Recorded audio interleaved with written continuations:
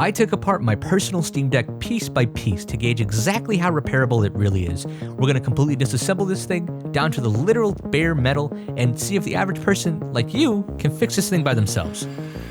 Valve has been making so many different types of hardware for quite a few years now, and now it's time to put everything they learned into one device. So let's take a look inside and see if they did their homework.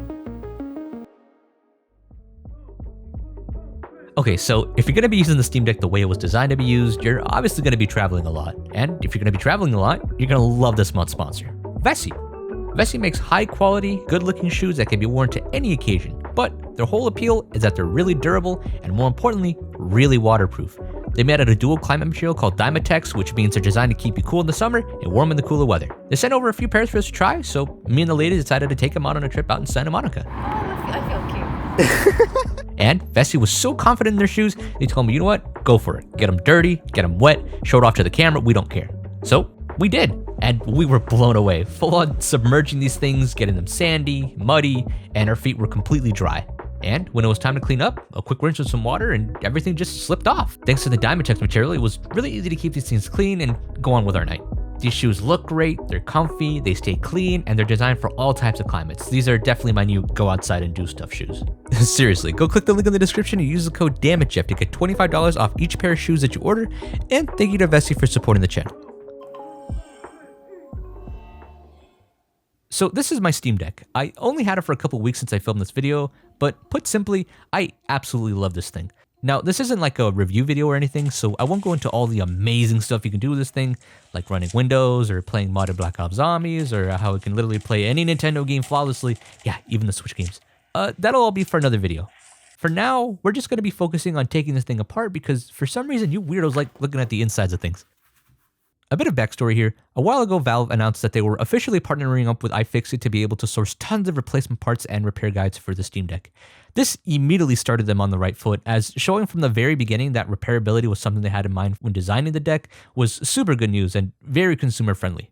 Okay, I swear, a lot of this video is just going to sound like I was sponsored by iFixit, but they just have a lot of links with Valve to make this thing repairable, and if I'm being honest, they just make really good tools. Tools that literally started this YouTube channel to begin with. Plus, I emailed them a while ago and they kind of just ghosted me, so... While I was making this video, Valve announced that they were finally opening up dedicated repair centers too for those who aren't interested in taking apart their Steam Decks. Stuff that's covered under warranty will be free, but if it's something that you damage, like a joystick or a screen, they'll replace it for you for a fee. No idea on those numbers yet though. Although I will say, just a heads up, the company that they're using for these repair centers is the same company that Nintendo used for the Joy-Con RMAs, and well, just keep that into consideration for better or for worse. Anyways, let's shut this thing down and let's get started.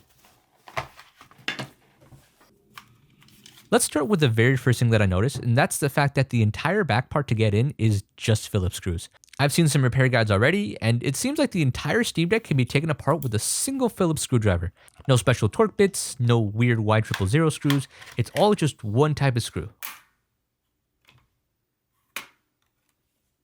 This entire back piece, including the buttons, costs $25 to replace from iFixit. Though I suspect aftermarket shells will be coming out any day now. And there we have it. That's the inside of the Steam Deck. Man, there is so much going on here. I don't know where to start with this thing. There was clearly a ton of consideration put into where everything should be.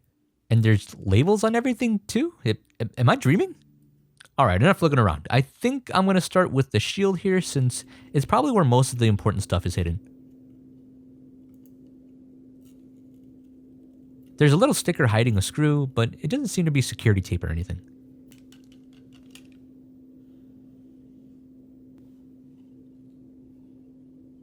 Looks like this thing has a bunch of thermal pads on it to dissipate the heat from the components. Nice. Okay, we got access to a couple things here. The heatsink, the fan, the SSD, and more importantly, the battery, which we need to unplug before we can do anything else.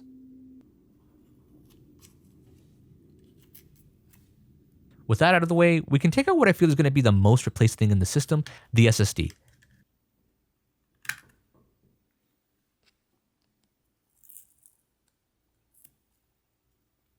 This base model comes with a puny 64 gig SSD, but it is super simple to buy a 512GB or even a 1TB SSD in here for much cheaper than what Valve charges.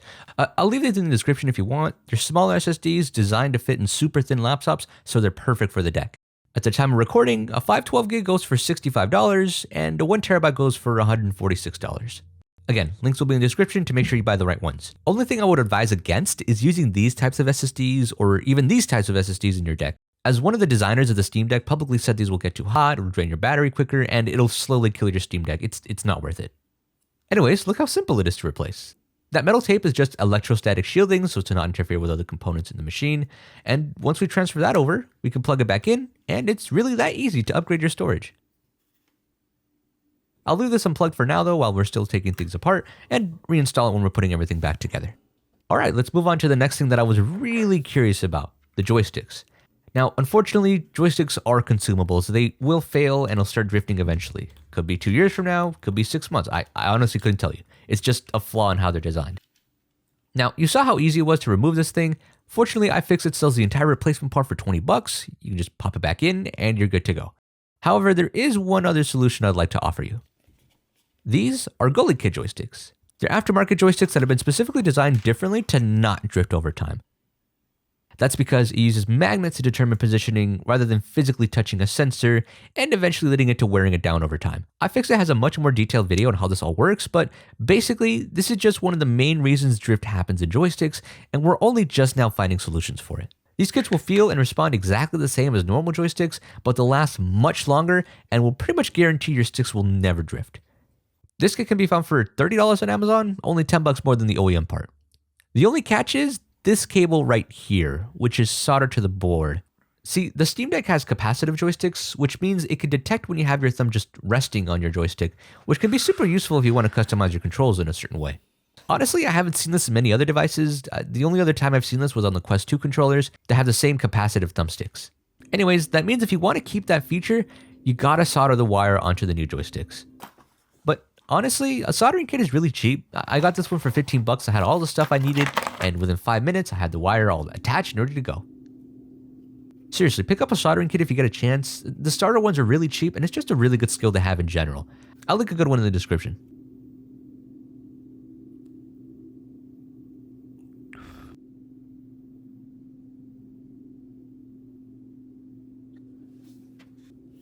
Nice. I'll take the left one too and just replace it later. Okay, let's keep moving. Something I noticed at this point is how everything relating to the controls is completely exposed and really easy to get into to replace. Nothing is stacked on top of each other or soldered in, making replacements really simple.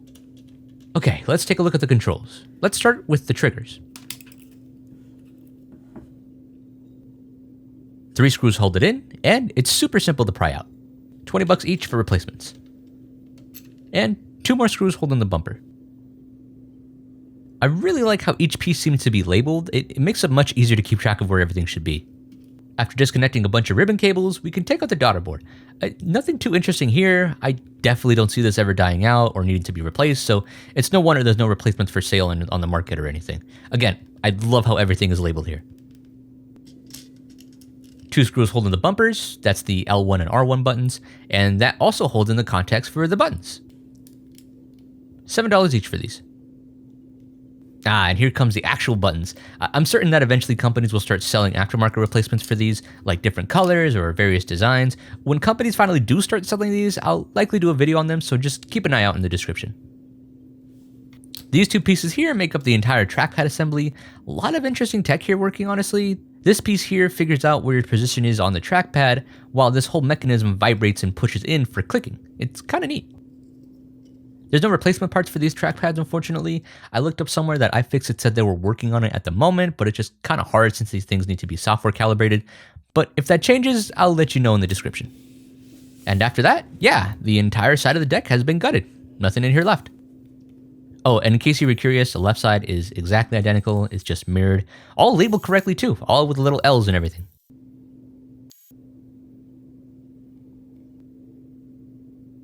By the way, if you're enjoying this type of stuff, I invite you to come check out my Instagram. I'm posting stuff on my stories all the time, including extras that never make it to the main channel, and it's a lot less cluttered, so I'm able to interact with you guys a lot easier.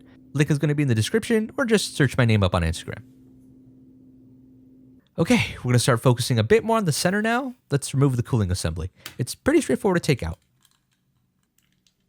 So, This is the part that we're interested in. To get to the fan, first we got to take out the heatsink. Now, fans move a lot, and eventually they will die. I'm not even going to comment on the bad fan situation that happened anymore because every Steam Deck that's coming out now should be shipping with the good fan, which you can see here has the blue H on it. Interestingly enough, I did find 2 sources for this replacement part. You can pick it up on iFixit for $25, sure, but if you're willing to wait a month, you can pick it up for $6 cheaper on AliExpress. That's because these fans aren't custom made or anything. They're off-the-shelf parts that any company can just order in bulk. Still, at least it's pretty straightforward to replace. This connector felt really flimsy though. I'd be careful while unplugging the fan. Oh, and this is the heatsink, which, since it has no moving parts, I don't see you ever really needing a replacement. Okay, so this next part isn't really about replacing or fixing. Most of the time, if you're going to be replacing an entire motherboard of something, it usually just costs less to replace the entire device itself. But this is just more for me since I really wanted to see what powers this thing. Okay, so I take it back. You know how I said that there's nothing glued in here?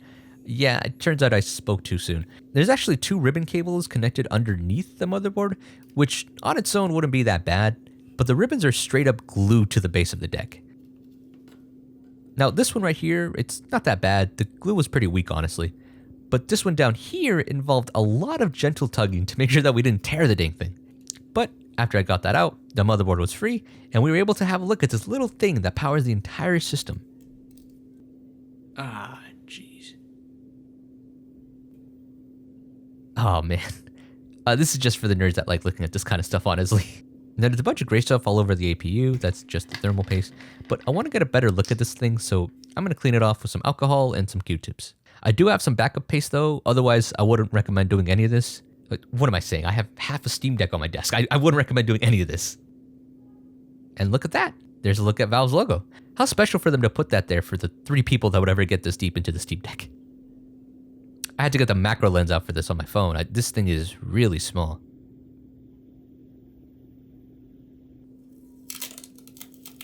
I took off the black paper stuff to get a closer look at the back, mostly because I was curious about replacing the USB-C port. The port seems to be soldered onto the board. Now, from a solder perspective, replacing this thing is pretty simple and straightforward, but from like a normie perspective, yeah, this is pretty much impossible to replace. Oh well.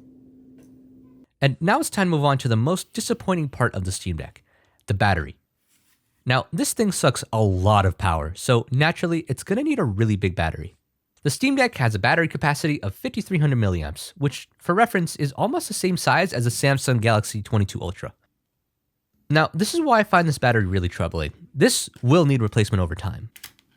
But the damn thing is just straight up glued in with the nastiest adhesive I've ever seen. Even iFixit's instructions for removal is just like, well, just jam some plastic in there and hope for the best.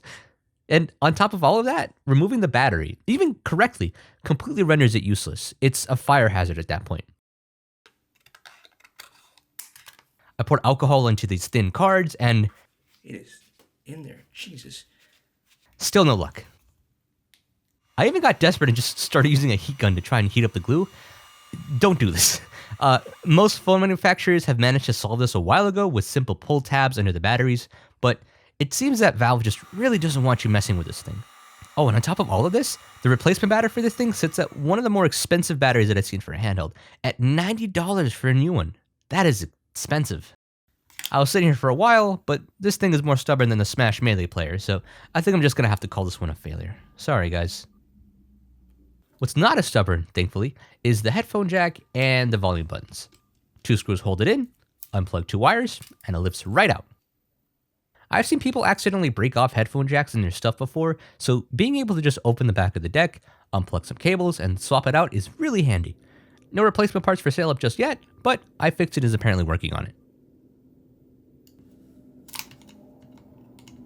The speakers are actually a single wire combined together, and they're just held in with some soft adhesive. Totally simple to take out. $25 for these. Alright, and now we've gotten to the most nerve-wracking repair of all. The display. Interestingly enough, iFixit actually ranks the screen replacement easier than removing the battery, which I just find hilarious. Our first indication of how much Valve cared, the display cable is protected by this super rigid and protective material. Like, I don't think this thing will ever accidentally tear. And once that's unplugged, it's completely safe to just lift up the screen. The method is basically to evenly heat up the screen, use a suction cup to slightly bend the display up, and then jam a pick in there so you can start sliding back and forth to loosen up the adhesive. I started using this eye opener tool. You can just toss it in the microwave for like a minute, and the liquid inside heats up and it puts even heat on the screen.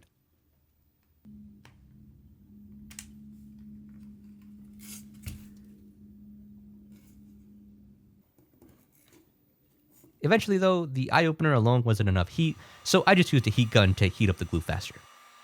I know JRig Everything loves to say glass is glass and glass breaks, but that's actually not the entire picture. Glass is glass and glass breaks, yes, but glass is also pretty flexible. So assuming you're bending it the right way and with some even pressure, you can actually get away with curving it just enough to stick a pick in.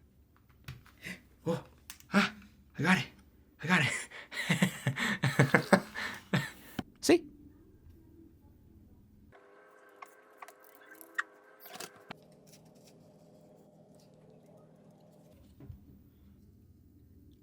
I keep using the eye opener tool to slowly heat up each part that my pick could get through, and after taking it very slowly and carefully, eventually I hit success. I cannot describe to you how accomplished I felt pulling this thing off without breaking anything. This is a 7-inch 1280 by 800 display that actually has 2 replacement options. You can buy the standard glossy display for $70 or the nicer matte anti-glare screen for $100. So theoretically, if you crack your screen and you need a replacement, you could basically turn your 64 gig model into a 512 gig model with a nicer screen and an upgraded SSD. But honestly, I wouldn't do a screen replacement just to upgrade to a matte screen, to be honest. Just go pick up a matte screen protector. A buddy of mine actually did this, and to be honest, they look just as good as the actual matte screens. Save your $100 and use it to buy some Steam games.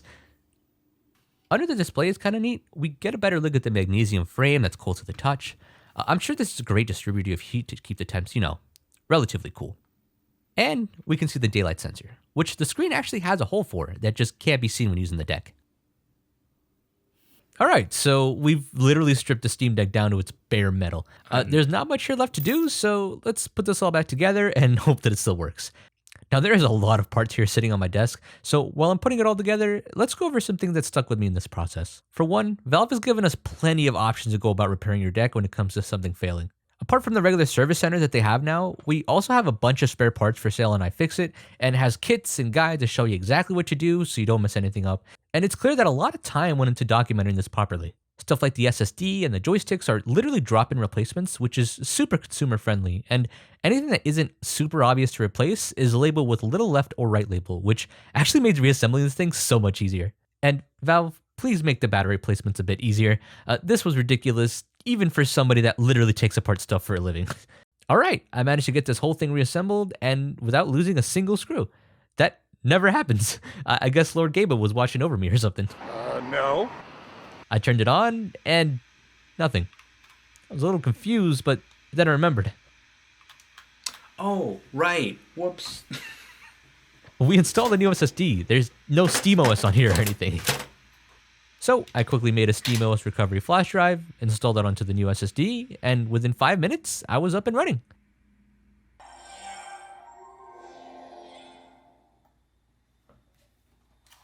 I calibrated my new gulikit joysticks real quick.